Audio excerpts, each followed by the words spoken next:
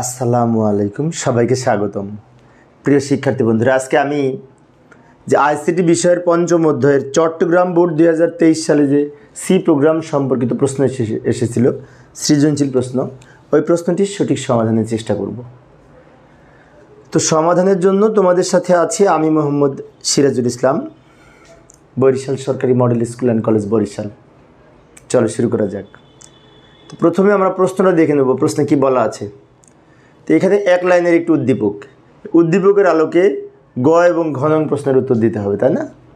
তো এখানে দেখতেই পারছি 5, 10, 15 এই সিরিজের 200 পর্যন্ত সংখ্যাগুলি যোগ করার জন্য অ্যালগোরিদম লিখতে হবে, ফ্লোচার্ট আর সি প্রোগ্রাম লিখতে হবে। অ্যালগোরিদম গ নাম্বারে আর ঘ নাম্বারে সি প্রোগ্রাম। তো আমরা গ ঘ পরে উত্তর দেবো, আগে ক খ লিখে নিই। ক খ কিন্তু উদ্দীপক ছাড়াই দেওয়া যায় উত্তর, তাই না? কতে বলেছে অ্যারে কি। তো অ্যারে হচ্ছে আমরা যখন সি প্রোগ্রামে এই সমজাতীয় বা একই জাতীয় কোনো তথ্য উপস্থাপন করি, সেক্ষেত্রে ভেরিয়েবল হিসেবে আমরা এই অ্যারের মধ্যে তথ্য সংগ্রহ করতে পারি। যেমন সেজন্য আমরা সংজ্ঞা লিখতে পারি এইভাবে: সি প্রোগ্রামে একই ধরনের ডেটা টাইপের কতগুলো ভেরিয়েবলকে একসাথে প্রদর্শনের জন্য এই ব্যবহৃত সেটকে অ্যারে বলে। যেমন আমি এই একই জাতীয় কিছু তথ্য উপস্থাপন করব, সেই তথ্যগুলো উপস্থাপনের জন্য একটা সেট তৈরি করব। আমরা যখন সেটের অঙ্ক করেছি, তো ওই জাতীয় কিছু ভেরিয়েবল আমরা এক সমজাতীয় কিছু ভেরিয়েবলের সেট মিলে আমরা একসাথে উপস্থাপন করব অ্যারের মাধ্যমে। সেজন্য বলা হয়েছে সমজাতীয় বা একই টাইপের কতগুলো ভেরিয়েবলকে একত্রে উপস্থাপন করা, যাকে বা সেট আকারে উপস্থাপন করা কে অ্যারে বলে। তো এইভাবে ক নাম্বারের উত্তর লিখতে পারি। খ নাম্বারের জন্য আবার উদ্দীপকে ফিরে এলাম।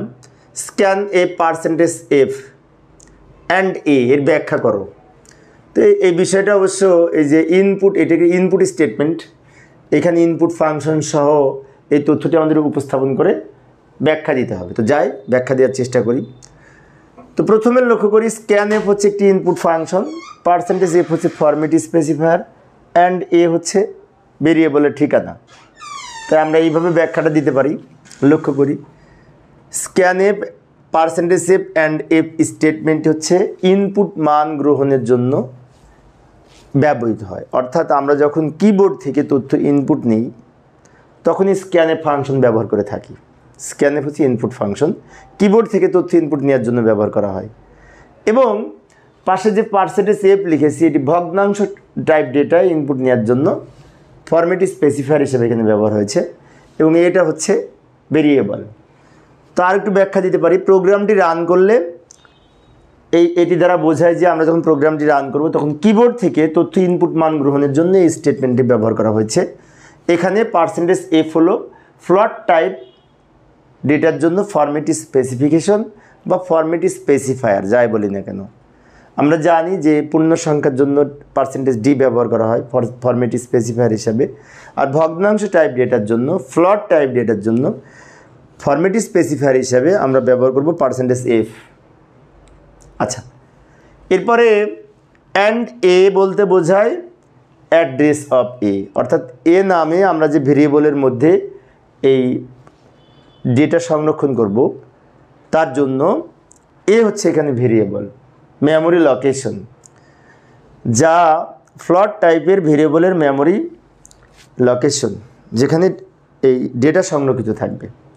অর্থাৎ স্ক্যান এফ হচ্ছে ইনপুট ফাংশন, পার্সেন্টেজ এফ হচ্ছে ভগ্নাংশ টাইপ ডেটার জন্য ফরম্যাট স্পেসিফায়ার, আর ভগ্নাংশ টাইপ ডেটা ইনপুট নিয়ে এর মধ্যে রাখার জন্য অ্যান্ড এ লেখা হয়েছে।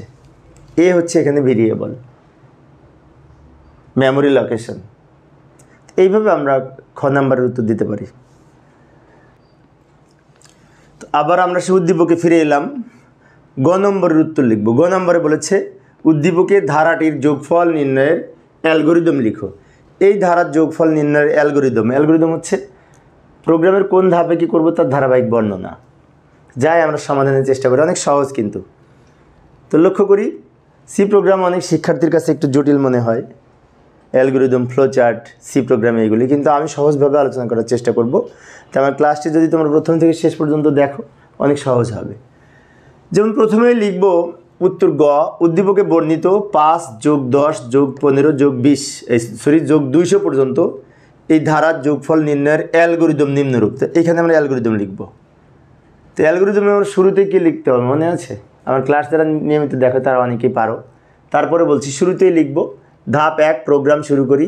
ধাপ 2 আমরা এখানে এর আগে কি লিখেছি? ইনপুট হিসেবে এন এর মান গ্রহণ করি, তাই লিখেছি না এর আগের প্রোগ্রামে, আগের ক্লাসে। কিন্তু এইখানে এন নাই, অর্থাৎ কোনো আমাদের এখানে ইনপুট দেওয়া লাগবে না। সরাসরি এই প্রোগ্রামটা লিখে যদি রান করি 200 পর্যন্ত যোগফল নির্ণয় করবে। সেজন্য এই ক্ষেত্রে আমাদের ইনপুট নাই। কিন্তু আমরা এইখানে দুইটা ভেরিয়েবলের মাধ্যমে এই প্রথমে এই যে 5 দিয়ে যে শুরু হয়েছে, 5 দিয়ে কাউন্ট করা শুরু করবে। তো কাউন্টার ভেরিয়েবল হিসেবে আমরা আয় লিখেছি, আয়ের মান দিব প্রথমে যেটি আছে সেইটা। আমরা জানি আমাদের এই 200 পর্যন্ত যোগ করার জন্য একটি কাউন্টার ভেরিয়েবল লাগবে। আরেকটা লাগবে সব যোগফল রাখার জন্য সাম নামে আরেকটা ভেরিয়েবল লাগবে, এবং সামের মান প্রথমে 0 ইনিশিয়াল করে দিতে হবে, কেননা সব কিছু যোগ করার আগে পাত্র খালি করতে হবে, তাই না? সেই জন্য সাম সমান 0। আর এখানে আয় সমান 5 দিয়েছি, কারণ 5 দিয়ে শুরু হয়েছে সেজন্য। আয় হচ্ছে এখানে কাউন্টার ভেরিয়েবল, কাউন্ট করবে আয়ের মাধ্যমে। আচ্ছা, এবার আমরা এখানে একটি শর্ত যাচাই করব। কি শর্ত? আয়কে বলে দিব যে সর্বোচ্চ 200 পর্যন্ত যোগ করতে হবে, 200-র বেশি যোগ করা যাবে না। তো তার জন্য আমরা একটি শর্ত উল্লেখ করে দিব যে I less than equal to 200। অর্থাৎ এখানে আমি লিখে দিলাম যে আয়ের মান এই 200-র চেয়ে কম হবে বা 200-র সমান হবে। যতক্ষণ পর্যন্ত 200-র চেয়ে কম হবে বা সমান হবে ততক্ষণ পর্যন্ত যোগ করতে থাকবে বারবার ঘুরে ঘুরে। যেমন 5-এর সাথে 10 যোগ করবে, যা হবে তার সাথে 15 যোগ করবে, যা হবে তার সাথে 20 যোগ করবে। এরম যোগ করতে করতে করতে করতে 200 পর্যন্ত যোগ করবে। সেজন্য সমান 200 মানে কি 200-র উপরে যাবে না। এই কন্ডিশন যতক্ষণ সত্য হবে ততক্ষণ 4 এবং 5 নং ধাপ সম্পন্ন করবে। 4 নম্বরে যোগফল নির্ণয় করবে, আর 5 নম্বরে এই আয়ের মান আবার 5 করে বৃদ্ধি করবে। সেই দুইটা ধাপ সম্পন্ন করবে। এই যে লক্ষ্য করি, এইটা কন্ডিশন সত্য হলে 4 নম্বর ধাপে যে কি করবে? যোগফল নির্ণয় করবে। তো সিরিজের যোগফল নির্ণয়ের সূত্র হচ্ছে যোগফল সমান যোগফল প্লাস আয়, অর্থাৎ যোগফলের মান তো আমরা 0 লিখেছি, সাম মানে যোগফল। তাহলে সাম সমান সাম প্লাস আয়। এটার অর্থ হচ্ছে সামের মান আমরা তো প্রথমে 0 ধরেছি, যে এই 0-র সাথে আয় যোগ মানে কি 5 যোগ করবে, যা হবে সেই মানের সাথে আবার এই আয়টা যোগ করবে। এখানে প্রত্যেকটি কিন্তু একটা আয়, যা হবে যোগফল তার সাথে আবার এই 15 আয় যোগ করবে, যা হবে তার সাথে আবার 20 যোগ করবে। এরকম করতে করতে 200 পর্যন্ত যাবে, তাই না? সেজন্য আমরা লিখলাম সাম সমান সাম প্লাস আয়। এবং যোগ করার পাশাপাশি আয়ের মান বৃদ্ধি করতে থাকবে, কাউন্টার আপডেট করবে। অর্থাৎ আয়ের মান প্রথমে কত ছিল? 5, 5-এর সাথে 5 যোগ করে 10 হয়েছে, 10-এর সাথে 5 যোগ করে 15 হয়েছে। এরকম বারবার 5 করে বৃদ্ধি করবে। তো তার জন্য আমরা এখানে লিখে দেব আয় সমান আই প্লাস 5 নির্ধারণ করে 3 নং ধাপে ফিরে যায়। 3 নং ধাপে ফিরে যায় মানে কি? আয়ের মান 5 বৃদ্ধি করে আবার এইখানে ফিরে যাবে, ফিরে যেয়ে কন্ডিশন যাচাই করবে। কন্ডিশন সত্য হলে এই দুইটা কাজ একসাথে করবে, যোগফল নির্ণয় করবে, আয়ের মান বৃদ্ধি করবে, করে আবার এখানে ফিরে যাবে, ফিরে যেয়ে 200 পর্যন্ত হয়েছে কিনা চেক করবে। এরকম করতে করতে করতে করতে এক সময় 200 ক্রস করে আয়ের মান 5 করে বাড়তে বাড়তে যখন 200 ক্রস করে 205 হবে, তখন কম্পাইলার বুঝতে পারবে যে যোগ করা শেষ। তখন এই 6 নম্বর ধাপে যে প্রোগ্রাম শেষ করে দেবে। যোগফল শেষ হলে 6 নম্বর ধাপে যে এই যে সামের মান প্রিন্ট করি, মানে কি যোগফল যেটি হবে সেটি প্রিন্ট করে দেখাবে, যোগ করা শেষ, এই হচ্ছে ফলাফল। সবার শেষে প্রোগ্রাম শেষ করি। এইটুকু হচ্ছে আমাদের অ্যালগরিদম। এইভাবে আমরা অ্যালগরিদম লিখতে পারি। ধারাবাহিক বর্ণনা 7টা ধাপের মাধ্যমে আমরা সম্পন্ন করেছি।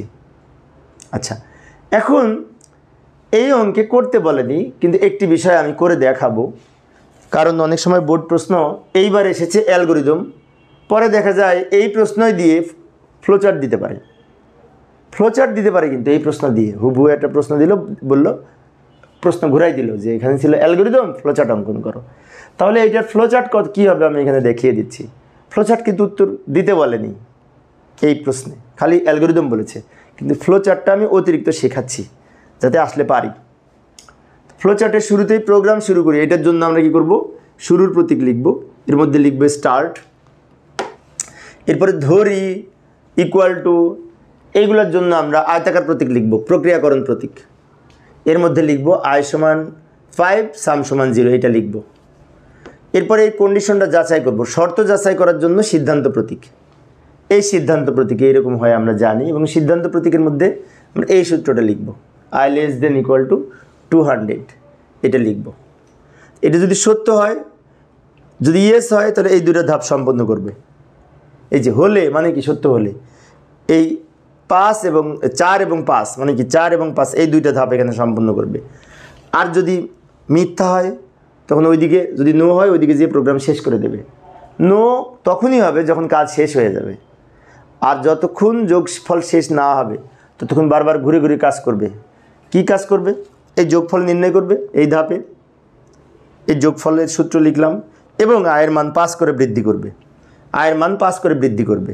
আবার এখান থেকে ফিরে যাবে, এই যে এখানে কিন্তু বলা হয়েছে i সমান i+5 নির্ধারণ করে 3 নং ধাপে ফিরে যায়, সেজন্য i সমান i+5 মানে 5 বৃদ্ধি করে আবার এখান থেকে এই 3 নং ধাপ মানে কি 1 2 3 এখানে ফিরে যাবে। ফিরে যে কন্ডিশন যাচাই করবে, সত্য হলে নিচের দুইটা করবে, আর যখন মিথ্যা হবে তখন ওইদিকে যেয়ে প্রোগ্রাম শেষ করে দিবে। ফলাফলটা প্রিন্ট করে, এই যে সামের মান প্রিন্ট করি, তাই জন্য প্রিন্ট সাম দি প্রোগ্রাম শেষ করে দিবে। এখানে কিন্তু এই 1 নং ধাপ, 2 নং, 3 নং, 4 নং, 5 নং, এই 5 নং, আর এইটা 6, এই 6, এইটা 7। আচ্ছা, এইভাবে আমরা ফ্লোচার্ট অঙ্কন করতে পারি।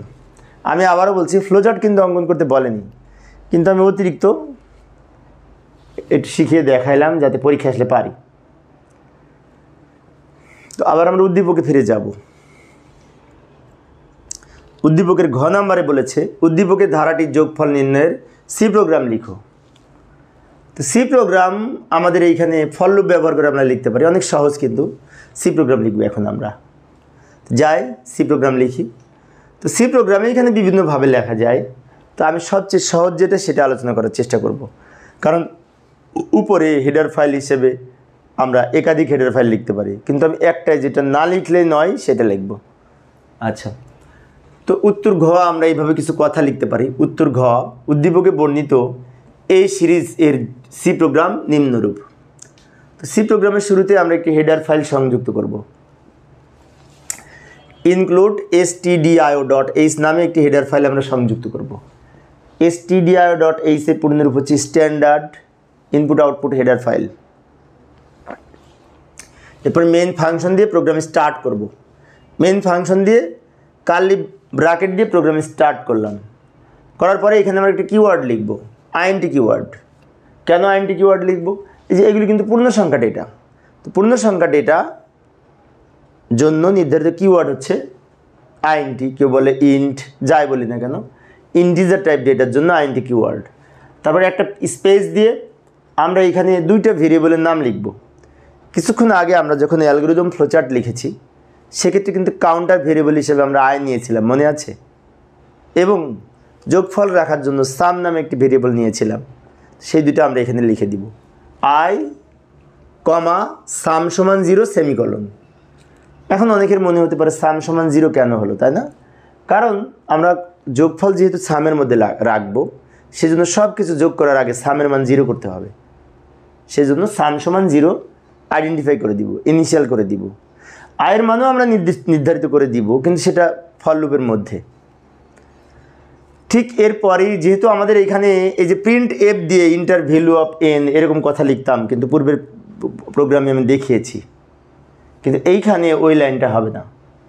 আর কিবোর্ড থেকে যদি তথ্য নেওয়ার সুযোগ না থাকে তাহলে স্ক্যানএফ ফাংশন আমরা ব্যবহার করব না। আমরা অনেক সময় লক্ষ্য করেছি এখানে লিখতাম স্ক্যানএ%d লিখতাম না? হ্যাঁ লিখতাম, সেটি ছিল ইনপুট ফাংশন। কিবোর্ড থেকে ইনপুট নেওয়ার জন্য আমরা স্ক্যানএফ ফাংশন ব্যবহার করতাম, কিন্তু এই প্রোগ্রামটিতে কিবোর্ড থেকে কোনো কিছু নেওয়ার কোনো স্কোপ নাই, সুযোগ নাই, কেননা প্রোগ্রামটা নির্ধারিত যে 200 পর্যন্ত যোগফল নির্ণয় করবে, তার জন্য প্রোগ্রাম। সেই জন্য আমরা এখানে সরাসরি এখন ফর লুপের ব্যবহার লিখব, যেহেতু স্ক্যানএফ নাই।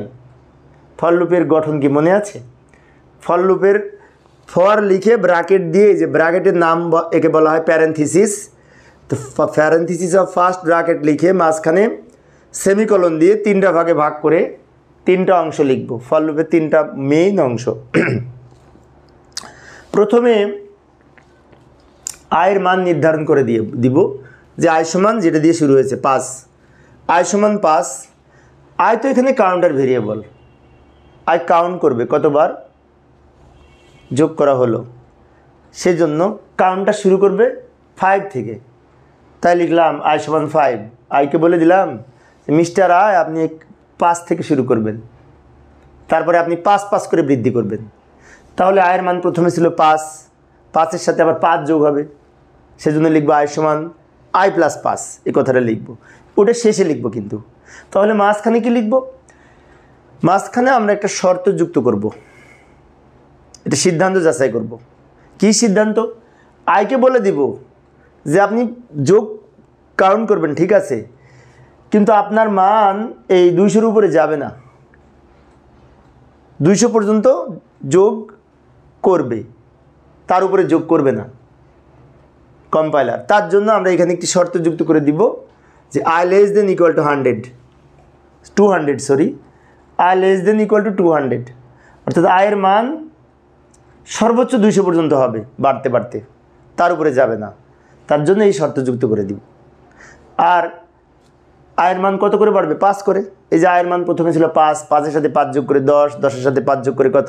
15। তাহলে 15 তো আয়ের মান, তাহলে এই আয়ের মানের সাথে আবার 5 যোগ করে এখানে 20 হবে, এরকম বাড়তে থাকবে। সেজন্য আমরা এখানে লিখবো আই সমান আই প্লাস 5, এবং এইখানে কিন্তু সেমিকলন হবে না। আবার ফর লুপের শেষে সেমিকলন হয় না, বিষয়টি খেয়াল রাখবো। আমি একজন সরকারি কলেজের শিক্ষক, যখন ক্লাসে পড়ায় একজন শিক্ষার্থী আমাকে প্রশ্ন করেছিল, এই যে প্রত্যেকটি শেষে তো আমরা সেমিকলন লিখতাম, তো আমাকে জিজ্ঞেস করেছিল সবগুলো শেষে কি সেমিকলন হবে? তো সেই দিন তাকে বলেছিলাম যে না, কিছু কিছু ক্ষেত্রে সেমিকলন হয় না, ভবিষ্যতে অঙ্ক করতে করতে যেয়ে আমরা পাবো। তার মধ্যেই যে এইটা একটা, ফর লুপের শেষে সেমিকলন হয় না, ইফ এর শেষে সেমিকলন হয় না, তাই না? এগুলো খেয়াল রাখবো। তাহলে ফর লুপের 3টা অংশ কি কি? প্রথম অংশটাকে বলা হয় ইনিশিয়ালাইজেশন, মাঝেরটা কন্ডিশন, সেটা হচ্ছে কাউন্টার আপডেট, মানে কাউন্টার ভেরিয়েবলকে আপডেট করবে। বৃদ্ধিও হতে পারে, হ্রাসও হতে পারে। তো বৃদ্ধি এখানে যেহেতু 5 করে বৃদ্ধি পেয়েছে, সেই জন্য লিখেছি আই সমান আই প্লাস 5। এবার এই কন্ডিশন সত্য হলে এই লুপ বডিতে কি কাজ করবে সেটা লিখে দিব। কাজ করবে এই যে সাম সমান সাম প্লাস আই, এই কাজটা করবে।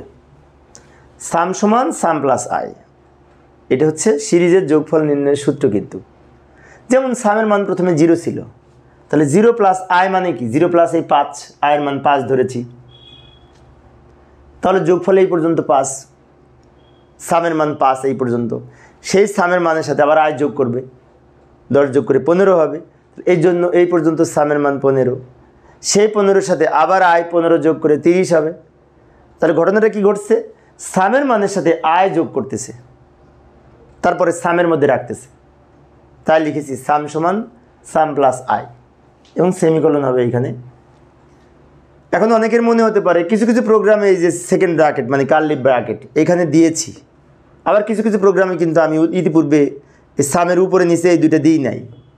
না দিলে সমস্যা নেই, কারণ যদি এক লাইন হয়, এটা হচ্ছে লুপ বডি, লুপ বডির মধ্যে যদি একটা লাইন হয় তাহলে ব্র্যাকেট দিলেও হয়, না দিলেও হয়। বাট একাধিক লাইন যদি হয় তখন কিন্তু এই কার্লি ব্র্যাকেট ওপেনিং ক্লোজিং দিতে হবে।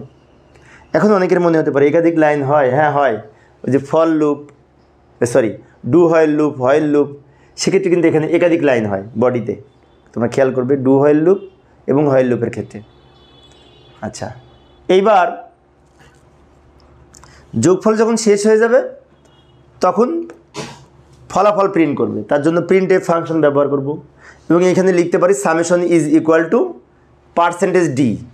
এই %d হচ্ছে ফরম্যাট স্পেসিফায়ার, যার কাজ হচ্ছে পূর্ণ সংখ্যা ডেটা আউটপুট আকারে এখানে প্রদর্শন করবে। %dটা যেখানে লিখব তো এই পার্সেন্টেজ ডি যেখানে লিখেছি সেখানে কিন্তু এই সামের মান প্রিন্ট করবে। সামের মান যেটি হবে সর্বশেষ যোগ করতে করতে সেইটাই তো ফলাফল, এবং সেইটার মান এইখানে যেহেতু প্রিন্ট করবে তাই এখানে কমা দিয়ে, এখানে একটি কমা দিয়ে এই সামটা এখানে লিখে দিতে হবে। সবার শেষে রিটার্ন 0 দিয়ে প্রোগ্রাম শেষ করব। এইভাবে আমরা সি প্রোগ্রাম লিখতে পারি এই ধরনের সিরিজ সংখ্যার যোগফলের জন্য। আমি অবশ্য ফর লুপ ব্যবহার করেছি, কারণ ফর লুপ ব্যবহার করা সহজ। তো প্রিয় শিক্ষার্থী বন্ধুরা, এই ছিল আমার আজকের আলোচনার বিষয়। তো আমি পরের ক্লাসে কোন বোর্ডের সমাধান করবো একটু দেখে যাই। পরের ক্লাসে এই যে সিলেট বোর্ড 2023 সালে যে সৃজনশীল প্রশ্নটি এসেছিল ওই প্রশ্নটির সঠিক সমাধানের চেষ্টা করব, দেখার আমন্ত্রণ রইল। পরিশেষে সবাই ভালো থাকবে এবং সুস্থ থাকবে এই কামনায় খোদা হাফেজ।